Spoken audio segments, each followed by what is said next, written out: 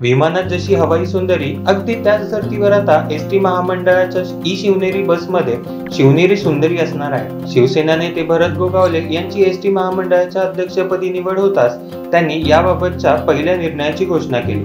पुणे महामार्गावर धावणाऱ्या MSRTCच्या ई शिवनेरी बसमध्ये प्रवाशांना येणाऱ्या अडचणी आणि थांब्याची माहिती देण्याची जबाबदारी या शिवनेरी सुंदरींवर असणार आहे. पण यामुळे प्रवाशांच्या तिकिटावर कोणताही अधिभार न लावता प्रवाशांना चांगल्या सुविधा देण्यासाठी गुणात्मक सेवेचा दर्जा उंचावेल अशी अभिनव योजना भविष्यात सुरू करण्यात येणार असल्याची माहिती एसटी महामंडळाचे अध्यक्ष भरत गोगावले यांनी दिली.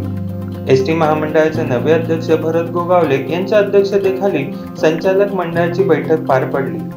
या बैठकीत विविध खात्यांच्या तब्बल 70 पेक्षा अधिक विषयांवर चर्चा होऊन त्यांना मान्यता देण्यात आली. त्यापैकी मुंबई-पुणे महामार्गावर धावणाऱ्या ई शिवनेरी बसमध्ये प्रवाशांना मदत करण्यासाठी परिचारिका नेमण्यास मान्यता देण्यात आली. पण त्यांच्या या निर्णयावर विरोधकांकडून टीका करण्यात येत आहे.